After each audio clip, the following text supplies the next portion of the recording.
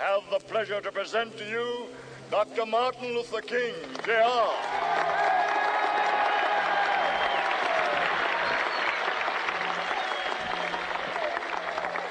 I am happy to join with you today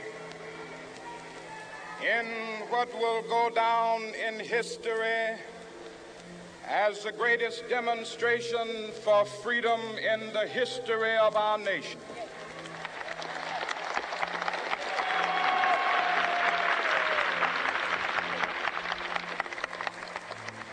Five score years ago, a great American in whose symbolic shadow we stand today signed the Emancipation Proclamation. This momentous decree came as a great beacon light of hope to millions of Negro slaves who had been seared in the flames of withering injustice. It came as a joyous daybreak to end the long night of their captivity. But 100 years later, the Negro still is not free. 100 years later, the life of the Negro is still sadly crippled by the manacles of segregation and the chains of discrimination. 100 years later, the Negro lives on a lonely island of poverty in the midst of a vast ocean of material prosperity. 100 years later,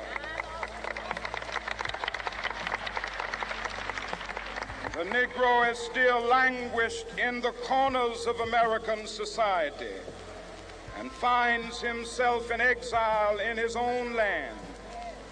And so we've come here today to dramatize a shameful condition. In a sense, we've come to our nation's capital to cash a check. When the architects of our republic wrote the magnificent words of the Constitution and the Declaration of Independence, they were signing a promissory note to which every American was to fall heir. This note was a promise that all men, yes, black men as well as white men, would be guaranteed the unalienable rights of life, liberty, and the pursuit of happiness. It is obvious today that America has defaulted on this promissory note insofar as her citizens of color are concerned. Instead of honoring this sacred obligation, America has given the Negro people a bad check, a check which has come back marked insufficient funds.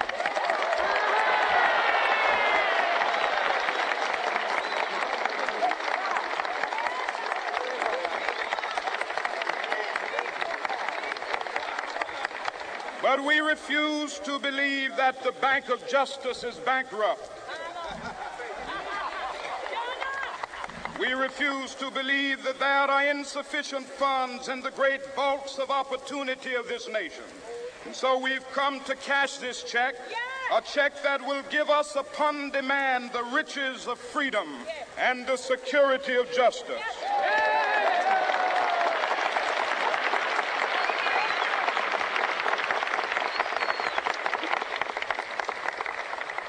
We have also come to this hallowed spot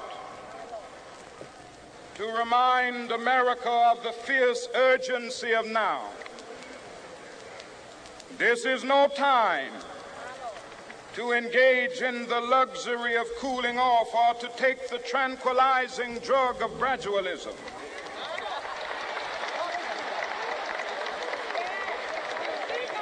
Now is the time to make real the promises of democracy. Now is the time to rise from the dark and desolate valley of segregation to the sunlit path of racial justice. Now is the time to lift our nation from the quicksands of racial injustice to the solid rock of brotherhood. Now is the time to make justice a reality for all of God's children. It would be fatal for the nation to overlook the urgency of the moment. This sweltering summer of the Negro's legitimate discontent will not pass until that is an invigorating autumn of freedom and equality. 1963 is not an end, but a beginning. Those who hope that the Negro needed to blow off steam and will now be content will have a rude awakening if the nation returns to business as usual.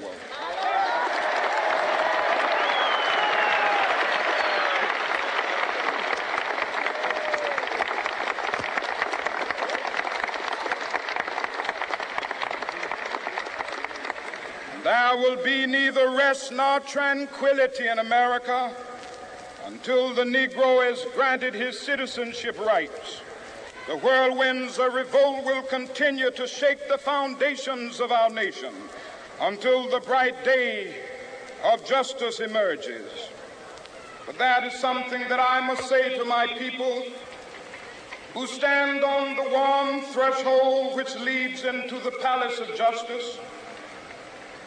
In the process of gaining our rightful place, we must not be guilty of wrongful deeds.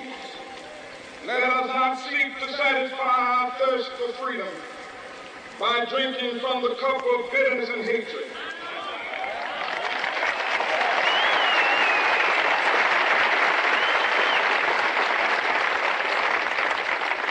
We must forever conduct our struggle on the high plane of dignity and discipline. We must not allow our creative protest to degenerate into physical violence. Again and again, we must rise to the majestic heights of meeting physical force with soul force. The marvelous new militancy which has engulfed the Negro community must not lead us to a distrust of all white people. For many of our white brothers, as evidenced by their presence here today, have come to realize that their destiny is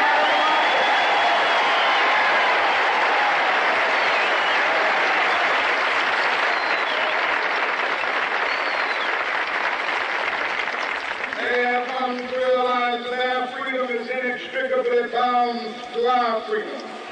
We cannot walk alone. As we walk, we must make the pledge that we shall always march ahead. We cannot turn back. There are those who are asking the devotees of civil rights, when will you be satisfied? We can never be satisfied as long as the Negro is the victim of the unspeakable horrors of police brutality. We can never be satisfied as long as our body is heavy with the fatigue of travel, cannot gain lodging in the motels of the highways and the hotels of the city.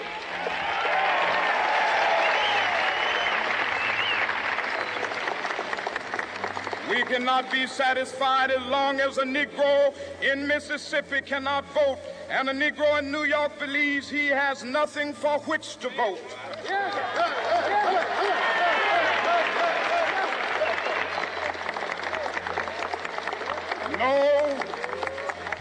No, we are not satisfied, and we will not be satisfied until justice rolls down like waters and righteousness like a mighty stream.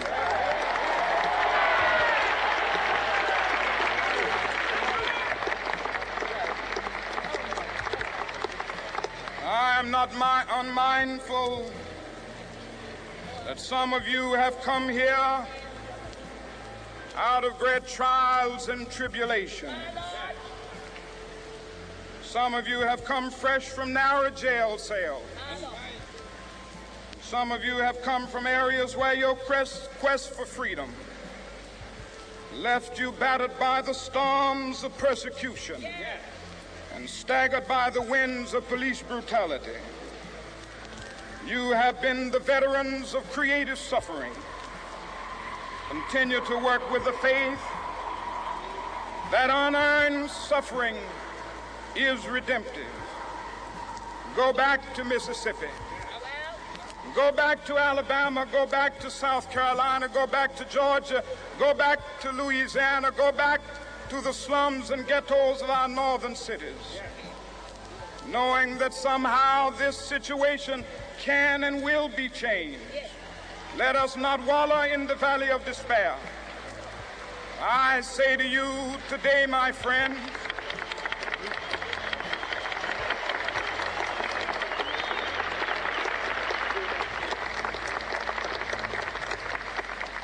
so even though we face the difficulties of today and tomorrow, I still have a dream. It is a dream deeply rooted in the American dream.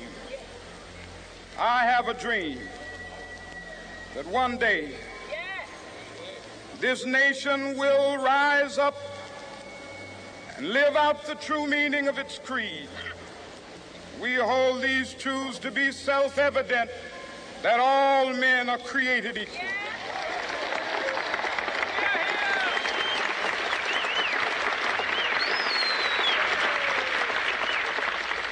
I have a dream that one day on the red hills of Georgia, the sons of former slaves and the sons of former slave owners will be able to sit down together at the table of brotherhood. I have a dream that one day even the state of Mississippi, a state sweltering with the heat of injustice, sweltering with the heat of oppression, will be transformed into an oasis of freedom and justice. I have a dream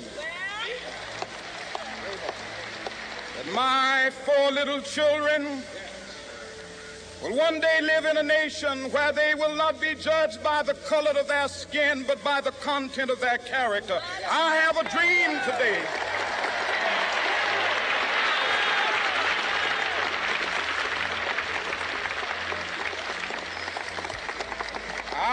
a dream that one day down in Alabama, with its vicious racists, with its governor having his lips dripping with the words of interposition and nullification, one day right there in Alabama, little black boys and black girls will be able to join hands with little white boys and white girls as sisters and brothers. I have a dream today